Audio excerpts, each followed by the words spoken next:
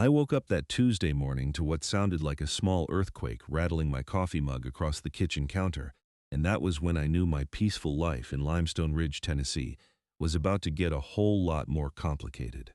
My name is Ethan Jameson, and I had been living at 847 Cavern View Drive for exactly 3 years. The neighborhood was one of those cookie-cutter subdivisions built in the early 2000s, all beige siding and identical mailboxes, governed by the Limestone Ridge HOA with an iron fist. The street was quiet, the lawns were maintained to regulation height, and everyone knew to keep their trash cans out of sight except on collection days. It was boring, predictable, and exactly what I needed after my divorce. The rumbling stopped after about 10 seconds, leaving behind an eerie silence. I grabbed my phone and checked for earthquake reports, but nothing showed up for Tennessee. That was strange. We got minor tremors sometimes, but they were rare enough to make the news. I finished my coffee and headed out to my car, planning to get to work early for once. That was when I noticed my neighbor across the street, Marcus Dennison, standing in his driveway with his arms crossed, staring at his garage door. It was sitting at an odd angle, like someone had tried to close it while a basketball was stuck underneath. "Hey, Marcus, you see that shake this morning?" I called out. He looked up, his face pale. "Yeah, man, my garage door won't close right now. The track is all bent." Before I could respond, Patricia Holloway came storming down the sidewalk, her sensible heels clicking against the pavement. Patricia was the president of the Limestone Ridge HOA, a 52-year-old woman with a blonde bob that never moved and an expression that suggested she had just smelled something unpleasant. She carried a clipboard everywhere she went, and I had learned in my 3 years here that clipboard meant trouble. "Ethan Jameson, I need to speak with you about your lawn," Patricia said without preamble. "The grass is currently 2.7 inches tall. The maximum allowed height is 2.5 inches. You have 48 hours to remedy this violation or face a fine of $100. I blinked at her. "Patricia, did you feel that shake this morning?" "Marcus's garage is damaged." She waved a dismissive hand. I felt a minor vibration, probably just construction equipment from the new development on Highway 41. "Now, about your lawn. My garage door is broken, Patricia," Marcus interjected, walking over. "That wasn't construction equipment. That felt like an earthquake." Patricia's lips pressed into a thin line. Whether it was an earthquake or not, HOA regulations still apply. "Marcus, I will be inspecting your garage door. If the damage is visible from the street, you will need to repair it within the time frame specified in Section 14, subsection C of the HOA bylaws. Aesthetic damage must be addressed within 10 business days. I saw Marcus's jaw tighten, but he did not say anything. That was the thing about Patricia and the HOA board. They had the power to fine you, put liens on your house, and generally make your life miserable. Most of us had learned it was easier just to comply. "I will get it fixed," Marcus muttered. Patricia made a note on her clipboard and turned back to me. 2.5 is, Ethan. 48 hours. Then she walked away, her heels clicking down the sidewalk toward the next house. I mowed my lawn that evening, even though I thought the whole thing was ridiculous. The grass had been maybe a quarter inch over the limit. But Patricia had eyes like a hawk and the temperament of a prison warden, so I pushed my mower around the yard in the fading sunlight, trying not to think about how I was spending my evening catering to an HOA president's power trip. The next morning, I woke up to my phone buzzing with messages from the neighborhood group chat. Someone had posted a photo of a crack running down the middle of Cavern View Drive, right in front of the Wilsons' house at number 851. The crack was maybe 2 inches wide and ran for about 15 feet. I got dressed quickly and walked down the street to see it for myself. A small crowd had gathered, including Marcus, the Wilsons, and a few other neighbors I recognized. The crack was even more dramatic in person, a jagged line that looked like someone had taken a chisel to the asphalt. "This is not good," Tom Wilson said, rubbing the back of his neck. "This is not good at all." His wife Sarah nodded in agreement. We felt another shake around 3 in the morning. Smaller than yesterday's, but it woke us both up. "I felt it too," said Jennifer Martinez from number 843. She was cradling her toddler on her hip, looking worried. "My daughter's room is on the ground floor. I am scared the house is going to collapse."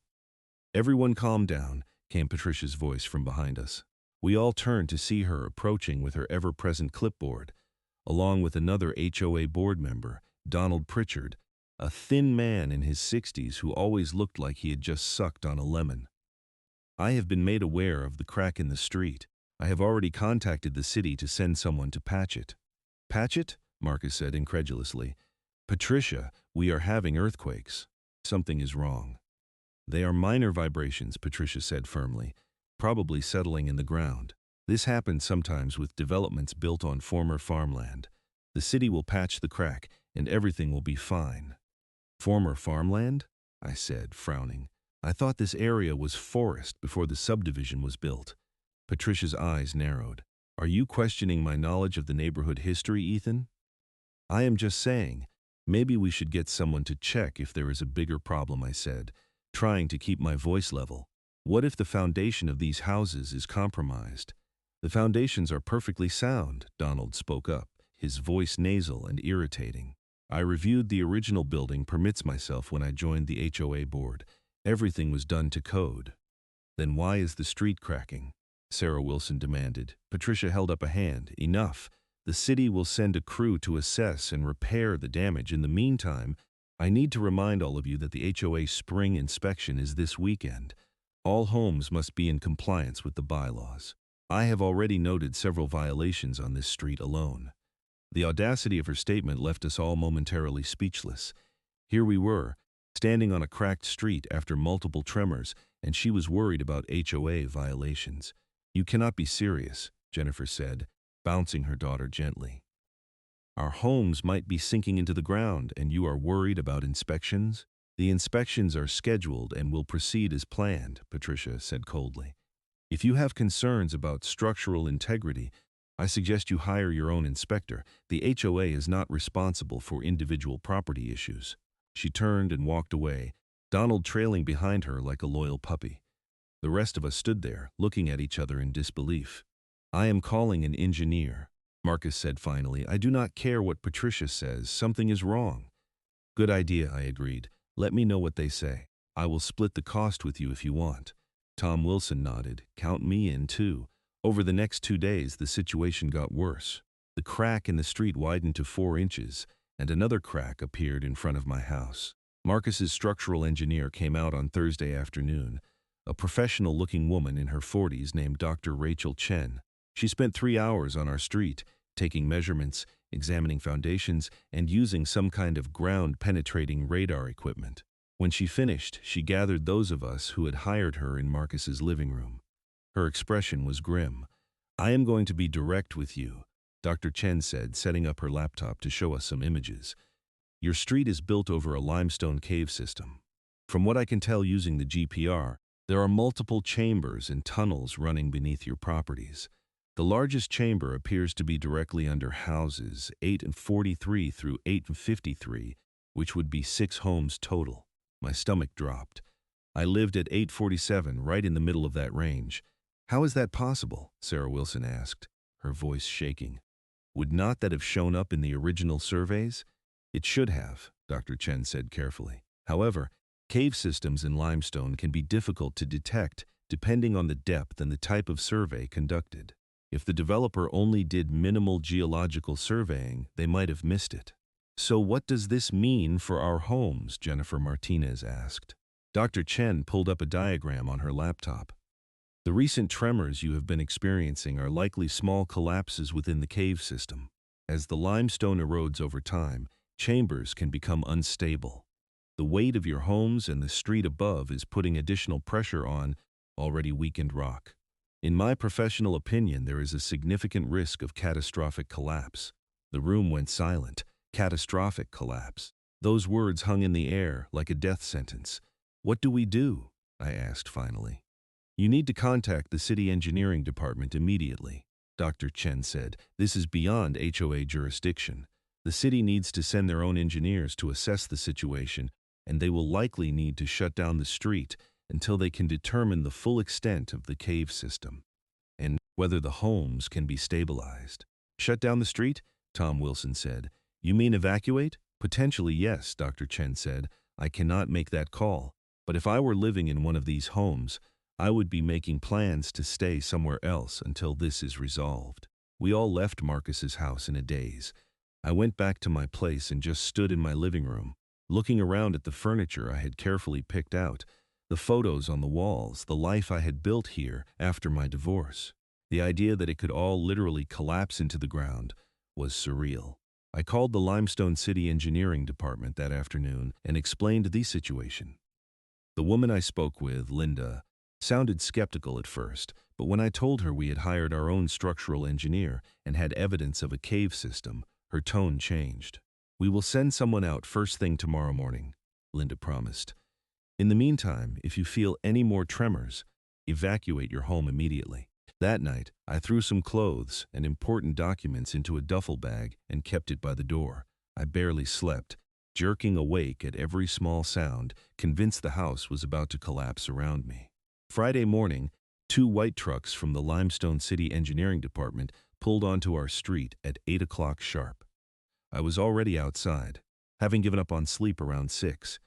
Marcus and Tom were there too, along with Jennifer Sarah. We watched as 4 engineers in hard hats and safety vests got out and started unloading equipment. The lead engineer, a man in his 50s named David Kowalski, introduced himself and asked to see Dr. Chen's report. I had a copy on my phone and pulled it up for him. He read through it carefully, his expression growing more concerned with each page. "All right," David said finally. "We are going to do our own survey to confirm these findings. If what Dr. Chen found is accurate, we are going to have to shut down Tuss Street and potentially evacuate these 6 homes." "How long will that take?" Sarah Wilson asked. "The survey? 4 to 6 hours. The evacuation order, if needed, would be immediate." As the engineers set up their equipment, Patricia Holloway arrived, Donald Pritchard right behind her. She looked furious. "What is going on here?" Patricia demanded. "Why are there city trucks on our street?" "They are surveying for the cave system," I said, trying to stay calm. "Cave system?" Patricia's face flushed red. "This is absurd. You have wasted city resources on some paranoid fantasy. There is no cave system. This development passed all inspections." "Madam," David Kowalski said, walking over, "we take reports of potential geological instability very seriously. If there is a cave system under these homes, it is a public safety issue." "I am the president of the Limestone Ridge HOA," Patricia said, drawing herself up to her full height of maybe 5'4". "I have been in this position for 8 years. I know every detail of this neighborhood's history and construction. There are no caves." "Then you would not mind us confirming that," David said pleasantly. Patricia's jaw worked for a moment, but she could not really argue with that logic. "Fine, but when you find nothing, I expect an apology. And these homeowners," she gestured at us, "will be fined for creating unnecessary disruption to the neighborhood." "You cannot fine us for hiring engineers to check our property," Marcus said, his voice rising. "Section 23, subsection F," Donald piped up. "Any modifications, investigations, or disruptions that affect the aesthetic or peaceful enjoyment of the neighborhood must be approved by the HOA board in advance. You did not get approval." "Because you would not have given it," Jennifer snapped. "Exactly," Donald said, missing the point entirely. "That is why the rule exists." I wanted to punch both of them, but instead I turned away and watched the engineers work. They spent the morning moving their ground-penetrating radar equipment up and down the street, taking readings and making notes. David Kowalski's expression grew grimmer as the hours passed. Around 1 in the afternoon, he called us all together. Patricia and Donald pushed their way to the front of the group. "I am not going to sugarcoat this," David said. "Dr. Chen's findings were accurate. There is an extensive cave system running beneath this section of Cavern View Drive. We have identified at least 3 separate chambers, the largest of which is approximately 40 feet wide and 15 feet high. It is located about 30 feet below the surface, directly under houses 843, 845, 847, 849, 851, and 853. Patricia's face had gone pale. "That is impossible. It is not only possible, it is confirmed," David said. "We have high-resolution radar images. Furthermore, we have identified several areas where the limestone ceiling of these chambers has already begun to fracture. The recent tremors you have been experiencing are almost certainly the result of small collapses within the system." "What happens now?" I asked. my voice sounding distant to my own ears. "I am issuing an immediate closure of this section of Cavern View Drive," David said. "No vehicle or pedestrian traffic. Additionally, I am recommending that the 6 homes directly over the cave system be evacuated immediately. The risk of catastrophic collapse is too high." "You cannot do that," Patricia burst out. "You cannot just kick people out of their homes." "Madam, I can and I am," David said firmly. "This is a public safety issue. The city has the authority to evacuate structures that pose a danger to occupants." "For how long?" Sarah Wilson asked, tears in her eyes.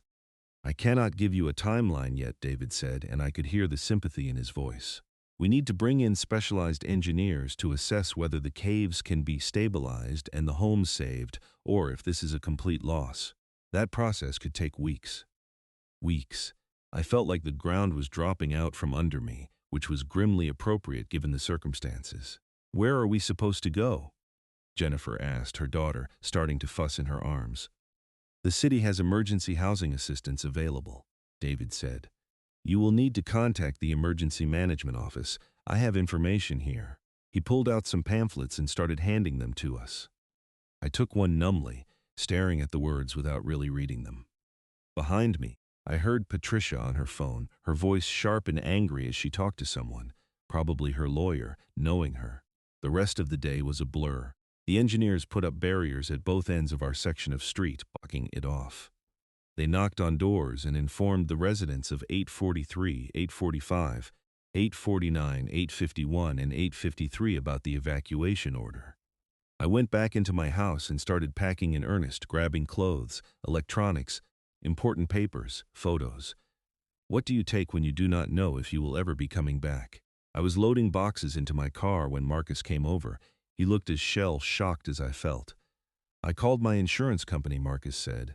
"They said they need to review my policy to see if this is covered." "Review it, like they do not already know." "Yeah, I need to call mine too," I said, shoving another box into my back seat. "Where are you going to stay?" "My brother has a place in Knoxville. He said we can crash there for a while." "You?" "I have no idea," I admitted. "Maybe a hotel for now." Marcus nodded, then reached out and shook my hand. "Hey, man, we will figure this out, right?" "Right," I trying to sound more confident than I felt. As the sun started to set, I took one last look at my house. It looked fine from the outside, perfectly normal, just like all the other houses on the street. You would never know that 30 feet below, the earth was slowly opening up to swallow it whole. I drove to a Holiday Inn about 10 miles away and checked in for a week, figuring that would give me time to figure out something more permanent. The room was generic and impersonal, but at least it was not going to collapse into a cave system. That night, I lay in the uncomfortable hotel bed and scrolled through my phone.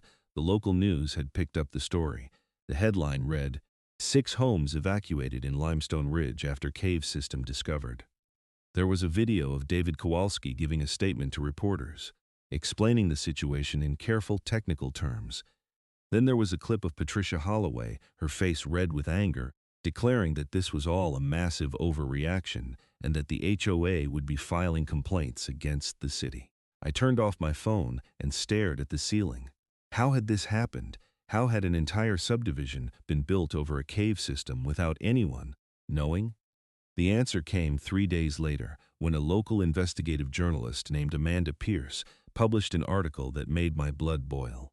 According to Amanda's research, the developer who built Limestone Ridge in 2003, a company called Summit Residential Properties, had cut corners on the geological survey. Tennessee law required a detailed subsurface investigation for any residential development, but Summit had hired a cut-rate surveying company that had only done minimal testing. The surveyor had taken a few soil samples, confirmed the presence of limestone bedrock, and called it good enough. What they had not done was the kind of ground-penetrating radar survey that would have revealed the caves. That would have cost Summit an additional $50,000, and apparently that was too much for their budget. Even worse, there was evidence that Summit had known about the potential for caves in the area. Amanda had found internal emails from the company discussing the limestone geology and the possibility of karst topography, which is what you call areas with lots of underground caves and sinkholes. But they had decided to roll the dice and hope for the best. Summit Residential Properties had dissolved in 2008 during the housing crisis. The owners had walked away with their profits, leaving the rest of us holding the bag.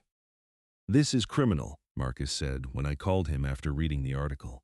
"They knew and they built here anyway." "Do we have any legal recourse?" I asked. "I already talked to a lawyer," Marcus said. "He said it is complicated. The company does not exist anymore, and the statute of limitations might have run out on some of the issues, but he is looking into it." The following week, the city engineers brought in a specialized team from the University of Tennessee to do a comprehensive survey of the cave system. What they found was even worse than we had feared. The cave system was massive, extending not just under the 6 homes on Cavern View Drive, but under portions of the adjacent streets as well. The main chamber was even larger than originally thought, approximately 60 feet wide, 20 feet high, and over 200 feet long. There were also multiple smaller tunnels and chambers branching off from it. The ceiling of the main chamber had multiple fractures, and there was evidence of recent collapses.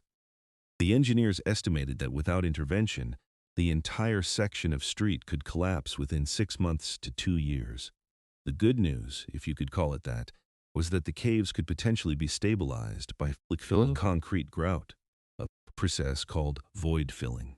The bad news was that this would cost approximately $3 million, and it was not clear who was going to pay for it. The city said it was the HOA's responsibility since it was private property. The HOA, represented by Patricia Holloway and her lawyer, said it was the city's responsibility since they had issued the building permits. The homeowners, including me, said it was everyone else's fault and we should not have to pay.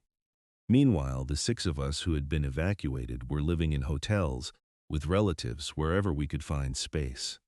The city's emergency housing assistance covered 2 weeks in a hotel, and then we were on our own. My savings were draining fast.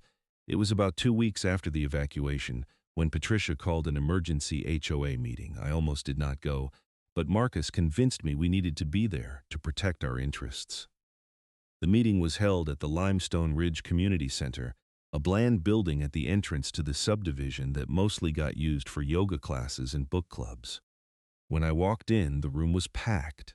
Not just the 6 of us from the evacuated homes, but dozens of other residents from the neighborhood. Everyone wanted to know what was going to happen. Patricia stood at the front of the room with Donald and the other 2 HOA board members, Cheryl Hendricks and Gary Vaughn. They all looked uncomfortable, which gave me a small bit of satisfaction. "I am calling this meeting to order," Patricia said, banging a gavel on the podium. "We are here to discuss the situation on Cavern View Drive and the HOA's response." "Your response should be to fix the problem," someone shouted from the back of the room. "If everyone would just calm down and let me speak," Patricia said, her voice tight. "The HOA board has been working around the clock to address this issue. We have consulted with lawyers, engineers, and the city. The situation is complex." "It is not complex," I said, standing up. "There are caves under our homes. The caves need to be filled. Someone needs to pay for it." "And who do you suggest that someone is, Ethan?" Patricia asked, her eyes narrowing. "The HOA's reserves total $170,000. The estimated cost of the repair is $3 million. We do not have that kind of money." "Then maybe you should not have approved a subdivision being built over a cave system." Jennifer Martinez called out, and there was a murmur of agreement from the crowd. "The HOA did not approve anything," Donald said defensively. "This neighborhood was built before the current HOA was formed. We inherited this situation." "So what is your plan?" Marcus asked. "We are just supposed to abandon our homes." Patricia took a deep breath. "The board is proposing a special assessment. We would levy a fee on all homeowners in Limestone Ridge to cover the cost of the repairs." The room erupted. People were shouting, some in anger, some in disbelief. $3 million divided among the roughly 100 homes in Limestone Ridge would be $30,000 per household. That was a staggering amount of money. "You cannot be serious," a man I did not recognize yelled. "My house is not even on that street. Why should I pay for someone else's problem?" "Because we are all part of the same community," Patricia said, but even she did not sound convinced. "What affects one part of the neighborhood affects us all." That is easy for you to say, Sarah Wilson said, standing up with tears in her eyes. You are not the one living in a hotel, not knowing if you will ever be able to go home. We are the victims here, and now you want us to pay $30,000 on top of everything else. We are all victims of the developer's negligence. Cheryl Hendricks spoke up. She was a softer presence than Patricia, with a sympathetic face. But the reality is that someone has to pay for the repairs, or those 6 homes will be condemned and torn down. That will affect everyone's property values. So it is about property values, I said bitterly, not about the fact that 6 families have been displaced. It is about both, Cheryl said. Ethan, I know this is terrible for you and the others, but if we do nothing, the situation will get worse. The cave system does not stop at those 6 houses. If it continues to collapse, it could affect more homes. That sobered people up a bit.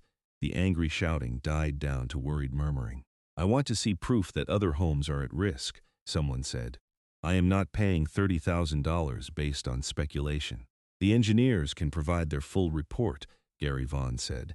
He was a balding man in his 50s who rarely spoke at HOA meetings. It is available for review. The risk is real. The meeting went on for another 2 hours, going in circles. Some people argued that the special assessment was the only option. Others insisted they would lawyer up before paying a cent. A few suggested trying to sue the city or the dissolved developer's insurance company. No one had any good answers. I left the meeting feeling worse than when I had arrived. $30,000. I did not have that kind of money sitting around. I could maybe get a home equity loan, but that would require the bank to believe my house had equity, which was questionable given that it might fall into a cave at any moment. Over the next few weeks, the situation spiraled. The 6 of us who had been evacuated formed our own group, hiring a lawyer to represent our interests.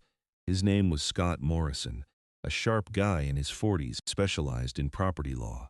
Here is the situation as I see it, Scott told us in his office in downtown Limestone. The developer is defunct, so suing them is pointless. The surveyor they hired also went out of business years ago.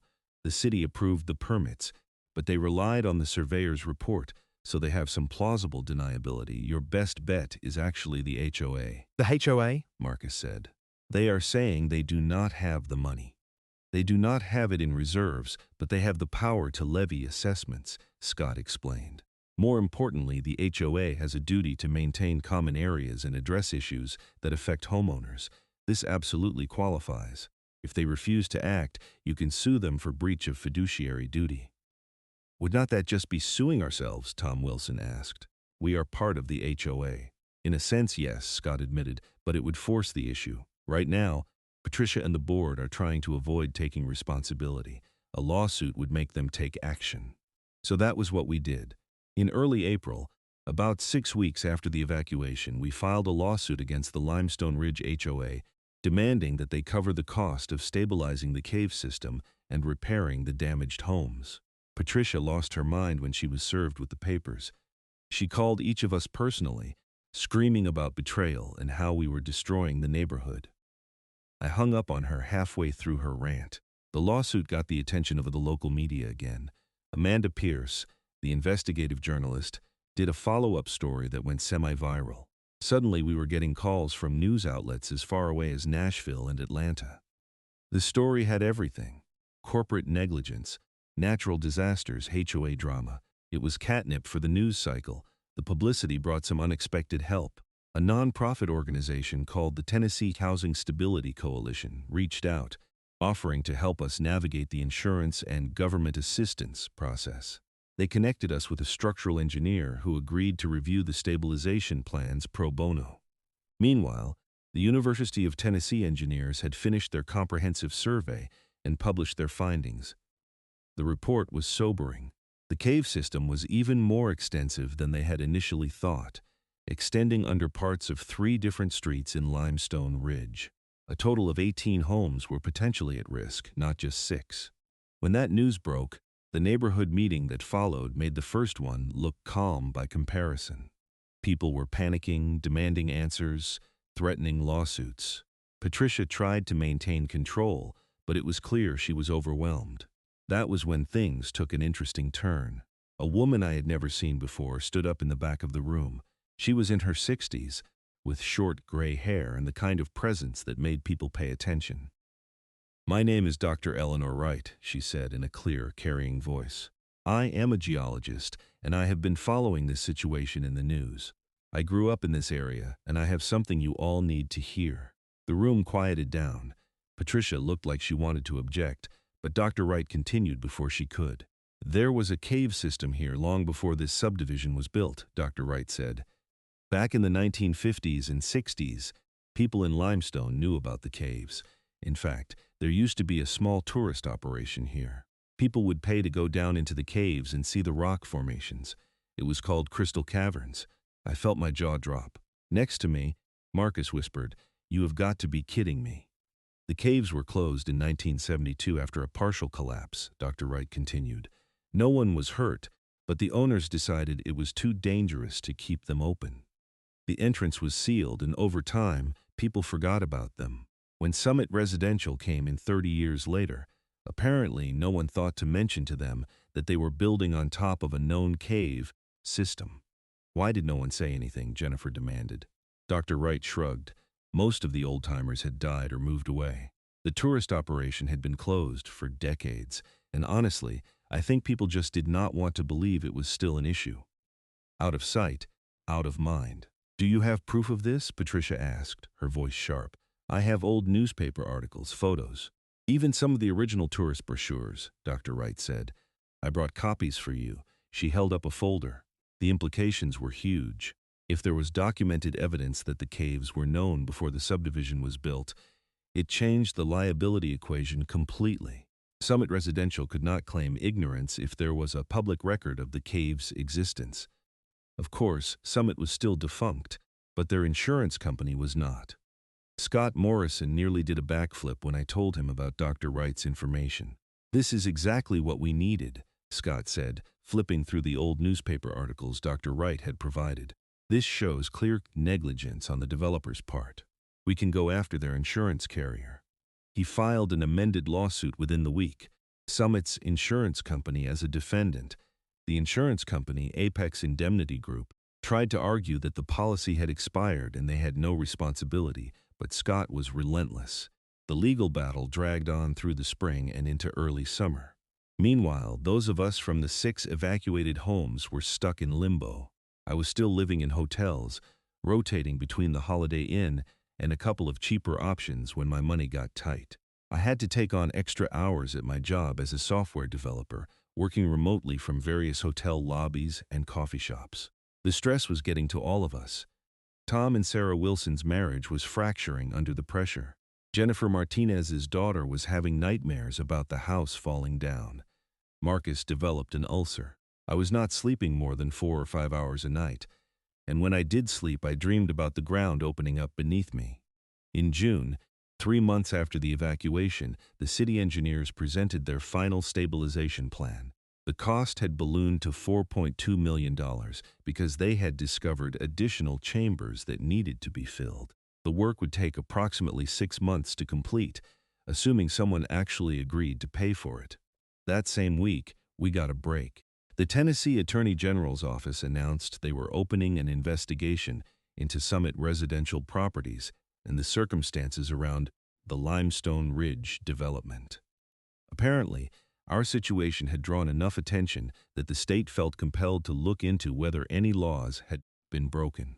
The AG's investigation moved surprisingly quickly. Within a month, they had uncovered a pattern of negligence. Summit had not just cut corners on the Limestone Ridge development, they had done it on multiple projects across Tennessee. In every case, they had used the same cut-rate surveying company and had skipped important safety steps to save money. The G announced that they were pursuing criminal charges against the former executives of Summit Residential Properties for fraud and reckless endangerment. They also reached out to us, the affected homeowners, to let us know that the state would be pursuing restitution on our behalf.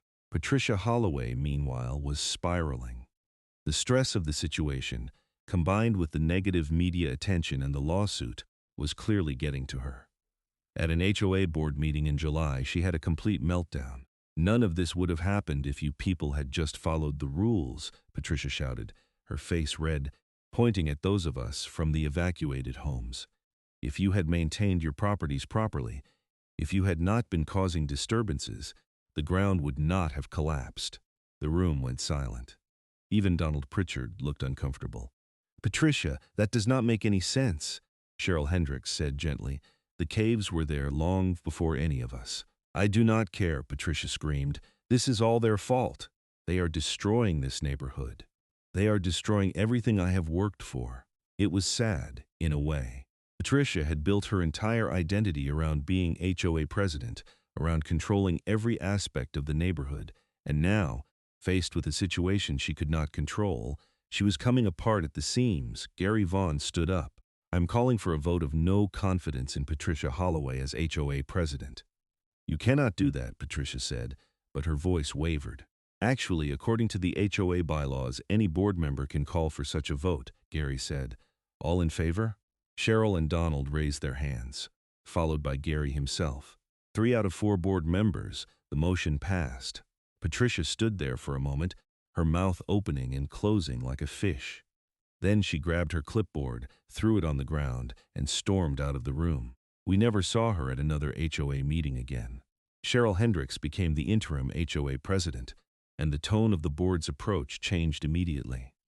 Cheryl was sympathetic and practical, focused on finding real solutions rather than assigning blame or worrying about violations of lawn height regulations. In August, 5 months after the evacuation, we finally got some good news. Apex Indemnity Group, Summit's insurance carrier, agreed to a settlement. They would pay $2.8 million toward the stabilization costs, acknowledging that their insured had been negligent in the development process. The state AAG's office added another $600,000 through their restitution fund, bringing the total to $3.4 million. The HOA agreed to cover the remaining $800,000 through a combination of reserves and a much more reasonable special assessment of $8,000 per household spread out over 5 years. It was not perfect, but it was workable.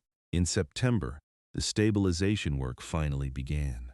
I will never forget the day I watched the contractors drilling into the ground in front of my house, pumping thousands of gallons of concrete grout down into the caves below. It felt surreal, like something out of a science fiction movie. But it was necessary. The work took exactly 6 months, just as the engineers had predicted. During that time, I continued living in hotels, burning through what was left of my savings. The HOA had agreed to reimburse us for temporary housing costs as part of the settlement, but the reimbursement would not come through until everything was finalized. In March, almost exactly 1 year after I woke up to that first tremor, the engineers gave us the all clear. The caves had been successfully filled and stabilized. Our homes were safe. I cried when I got the news. I am not ashamed to admit it. I called Marcus, and he was crying too. We had made it through. The criminal case against Summit's executives concluded in April. 2 former vice presidents were convicted of fraud and reckless endangerment and sentenced to 3 years in prison and massive fines. It was not enough to undo the damage they had caused, but it was something. It was accountability. Patricia Holloway never did apologize for her behavior during the crisis. According to neighborhood gossip, she and her husband put their house up for sale in May and moved to Florida. I heard through the grapevine that she had become president of her new HOA down there. Some people never learn. Moving back into my house was strange. Everything looked the same, but it felt different. I knew what was beneath me now, the dark spaces that had been there all along, hidden and waiting. Those spaces were filled with concrete now, solid and safe, but I could not forget they had been there. The neighborhood slowly returned to normal, or at least a new version of normal. The special assessment payments were a burden, but people adjusted. Property values took a hit initially, but they started recovering once word got out that the problem had been fixed and the homes were safe. Marcus and I stayed friends, bonded by what we had been through. We still laugh sometimes about Patricia and her clipboard, though at the time it was not funny at all. Jennifer Martinez and her daughter moved out of state to be closer to family, which I understood. Tom and Sarah Wilson divorced, sadly, but they told me later that the cave situation had just been the final straw in a marriage that had been troubled for years.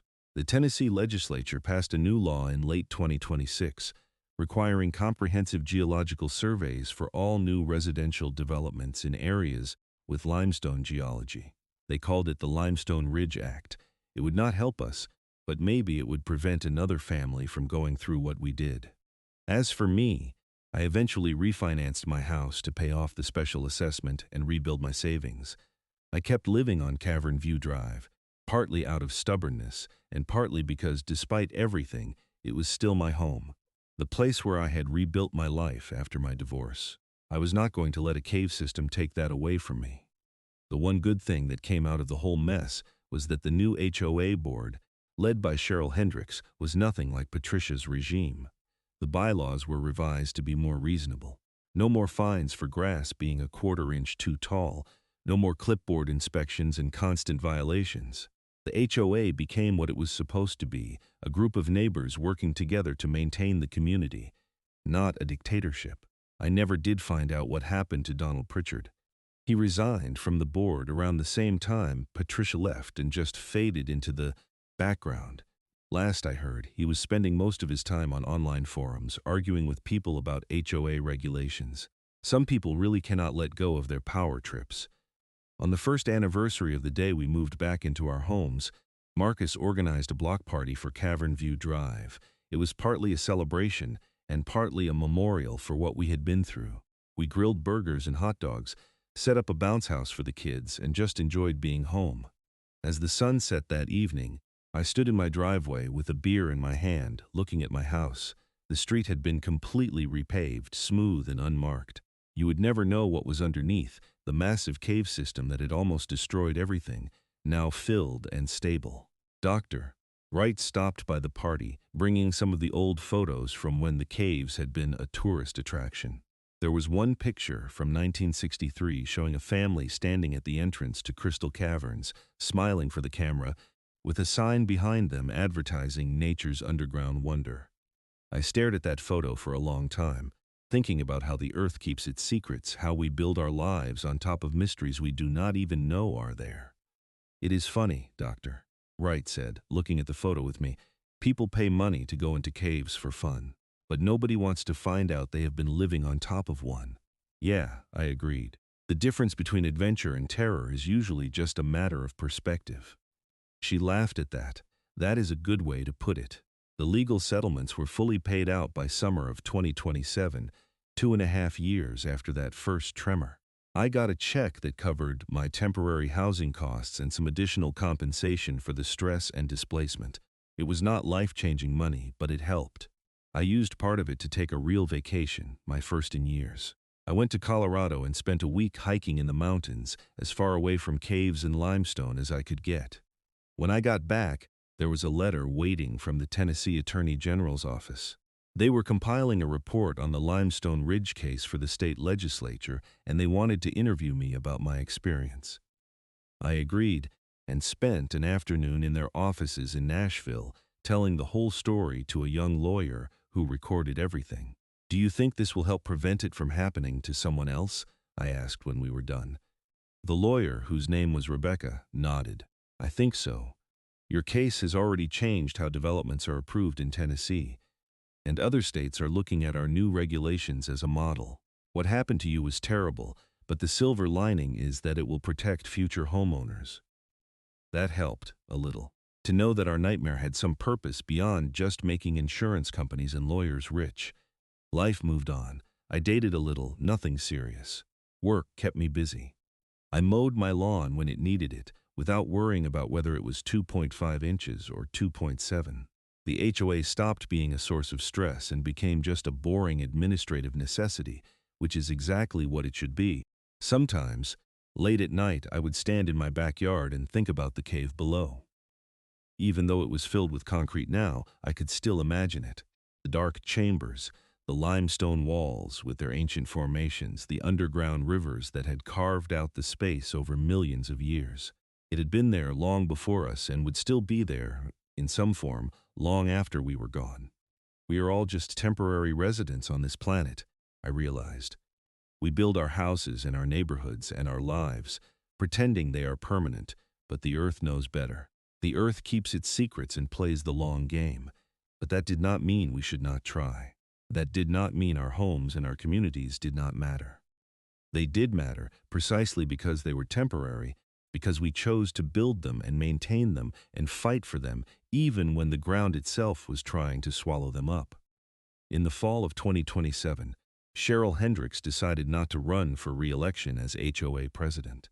She had done a great job steering us through the crisis and its aftermath, but she was ready to step back and let someone else take over. A younger couple, the Johnsons, took over the board, bringing fresh energy and ideas. One of their first acts was to create a small memorial garden at the entrance to Cavern View Drive. It was a simple thing, just some nice landscaping and a plaque that read, "In recognition of the resilience of the Cavern View Drive community. Built on solid ground, 2026-2027. It was a bit on the nose, maybe, but I appreciated the sentiment. We had been through something extraordinary, and we had survived it together. Marcus moved away in early 2028, taking a job in Charlotte. I helped him load up the moving truck, feeling nostalgic. We had become real friends through the crisis, the kind of friends forged in shared adversity. "You are not going to stay here forever, are you?" Marcus asked as we took a break, drinking water in his empty living room. I thought about it. Maybe not forever, but for now, yeah. This is home. Even after everything? Especially after everything, I said. I am not going to let a cave system run me off. Marcus laughed and shook his head. "You are a stubborn man, Ethan Jameson." "Yeah," I agreed. "I guess I am." After he left, Cavern View Drive felt a little emptier, but new families moved into the houses that went up for sale, and life continued. The real estate agents were legally required to disclose the cave situation and the stabilization work, but most buyers were not too worried about it. The engineering reports were solid and the price was right. I got to know some of the new neighbors.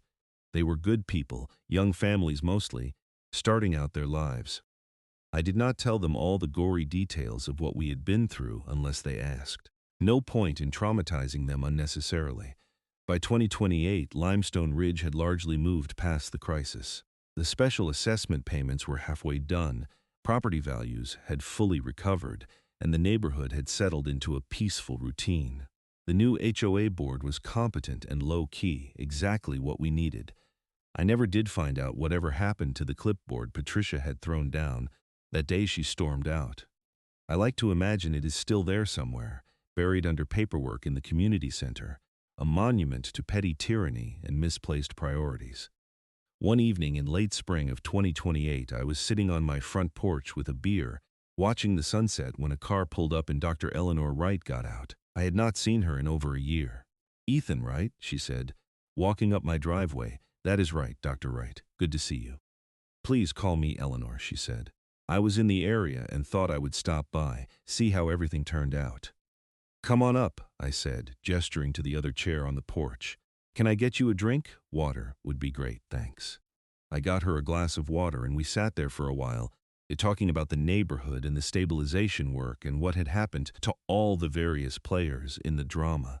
She told me that the old entrance to Crystal Caverns had been located about a quarter-mile from here, on what was now a parking lot for a strip mall. "The karst topography in this area is really extensive," Eleanor said. "There are probably other cave systems around here that no one knows about. That is just the nature of limestone geology." "That is a comforting thought," I said dryly. She laughed. "I suppose not. But the good news is that with modern surveying technology, we can find them before anyone builds on top of them. That is progress.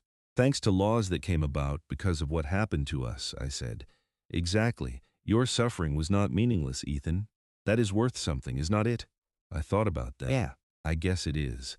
After she left, I stayed on the porch until the stars came out. It was a clear night, and I could see the Milky Way stretching across the sky, billions of stars and planets and mysteries beyond imagining. It put things in perspective, the vast scale of the universe compared to my small problems here on Earth. But my problems were not small, not really. They were my life. And I had fought for it, stood up to the HOA and the city and the insurance companies and everyone else who wanted to make me someone else's problem. I had refused to be a victim, had insisted on accountability and justice, and I had won, more or less. Not a total victory, not without scars and losses and costs, but a win nonetheless. As I write this in June of 2028, Over 3 years since that first tremor woke me up on a Tuesday morning. I am still here on Cavernview Drive. My house is paid for. The special assessment is almost done, and life is good. The caves below are stable, filled with concrete that will last for centuries. Sometimes I wonder what would have happened if I had just accepted Patricia's explanation that first day, if I had believed her when she said it was just construction equipment causing the vibrations. Would we have noticed the problem in time, or would someone have been hurt when the caves finally collapsed? I am glad I will never have to know the answer to that question. The HOA in Limestone Ridge is what it should be now, a boring administrative body that handles pool maintenance and snow removal and makes sure people do not paint their houses neon pink. No more petty tyranny, no more clipboard inspections, no more fines for grass that is a fraction of an inch too tall. Patricia Holloway taught us all a valuable lesson, though I do not think she meant to. Power without compassion is just bullying. An HOA should serve the community, not rule it. And when a real crisis comes, you need leaders who care about people, not just about rules and regulations. I heard through social media that Patricia did eventually apologize, sort of. Someone forwarded me a post from her Facebook page where she said that the Limestone Ridge situation had been very stressful for everyone involved and that she hoped all parties were able to move forward. It was not exactly a heartfelt mea culpa, but I suppose it was something. As for the former Summit residential executives who went to prison, they were released after serving about 18 months of their 3-year sentences, getting out early for good behavior. It is not enough, in my opinion, but that is the justice system for you. At least, they were held accountable at all, which is more than usually happens when corporate negligence hurts regular people. The real heroes of this story, in my mind, are the engineers and geologists who figured out what was wrong and how to fix it. David Kowalski and Dr. Rachel Chen and Eleanor Wright and all the others who brought their expertise and knowledge to bear on our problem. They did not have to care as much as they did, but they did anyway, and that made all the difference. And my neighbors, of course, Marcus and Tom and Sarah and Jennifer, and all the others who stood up with me, who refused to just accept that their homes were going to be condemned, who fought back against the bureaucracy and the insurance companies and the HOA. We were stronger together than we could ever have been alone. That is the real lesson of Limestone Ridge, I think. Not about caves or geology or HOA regulations. It is about community, about people coming together when things get hard, about refusing to give up even when the ground beneath you is literally crumbling away. My house is still standing, the street is still here, the neighborhood survived. And that is enough. That is more than enough. That is everything.